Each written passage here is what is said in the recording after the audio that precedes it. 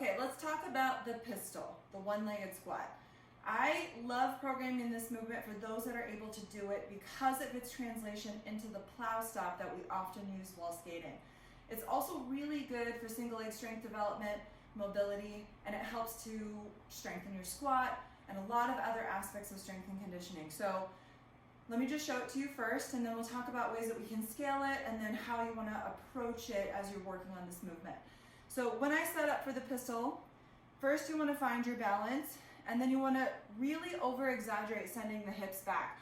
A lot of the times when people struggle with the pistol, they tend to go forward first, but you need to send the hips back and find your balance over the heel before you start to come too far forward on the toe. People will often lose their balance as they start to get around parallel or below, and it's because they're not over their heel enough. So set up first, finding your balance. You want to send the hips back and then allow your weight to go fully onto the heel. I feel some pressure on the toe, but most of my weight is on the heel. Chest is up, but my ribs are touching my quad. So there is going to be some contact here, and you are going to have to find your balance either with the arms out, leg can be bent off to the side, doesn't really matter. And then as you stand up, push off of the heel and the toe at the same time as you rise with the chest, okay? So on the left side, I'm just going to show same thing. Send the hips back. You want to allow the chest to come forward. Doesn't need to be fully upright.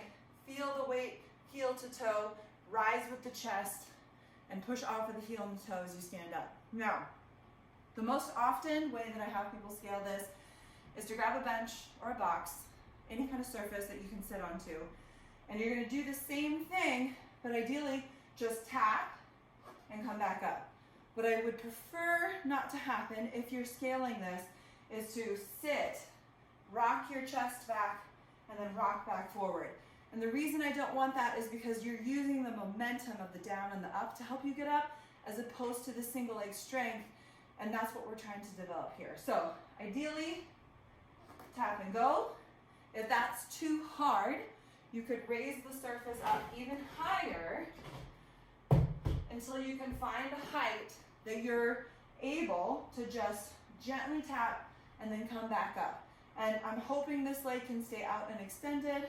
If you needed to touch it for balance, that's okay, but we're doing a tap and go. And then as you get stronger, lower the height. You could use the box or the bench. You could also, if you have the ability, grab a med ball, something that you could keep lowering the height. I like using the med ball with a plate setup if you have it available, because the med ball doesn't allow you to fully sit comfortably like a box would. It is going to force you to really just tap and go, and it's more like a depth check as opposed to something that you're going to sit on. Could you sit on it? Sure, but it's definitely not as comfortable as the box. So this is a great progression. When you get super comfortable, this med ball is the right height for what you would be doing almost without any assistance at all. So this would be the very last step before doing a full pistol. And I would use this again as a depth check and trying to just tap and go. So if you wanted to just check yourself, make sure that you're fully balanced and you're not using too much of a bounce or putting too much flexion on your knee, you could pause, touching that butt to the med ball, and then come back up.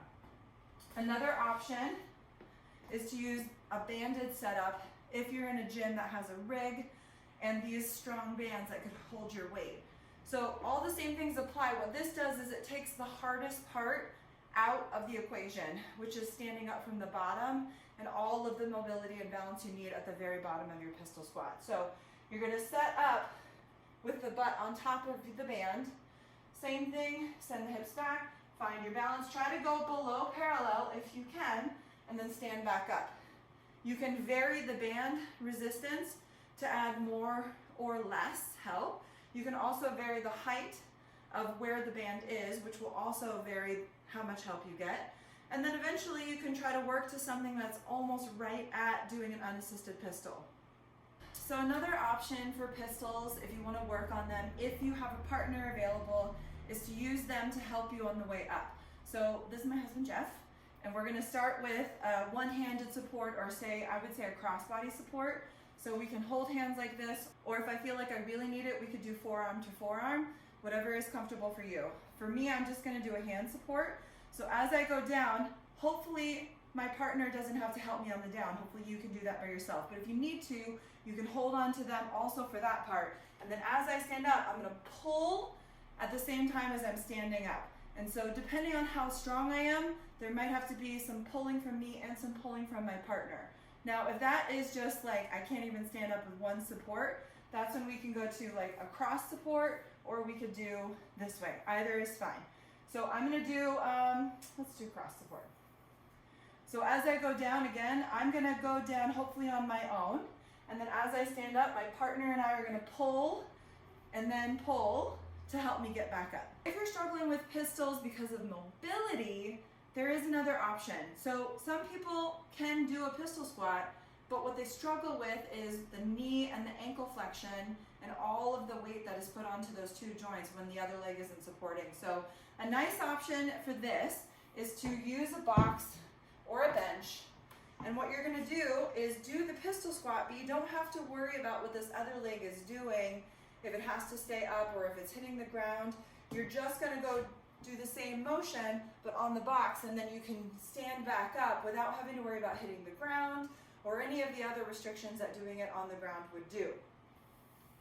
If you're feeling really strong in the pistols, you can add weight. You could do that on the box like I just showed. You could do it on the ground by either holding a dumbbell, a kettlebell. You could put a barbell on the back. You could put a weight vest on. All those options are really good for you if you're feeling really strong. If you do have ankle and knee issues and that much flexion is really hard for you, I would not worry about doing the pistols.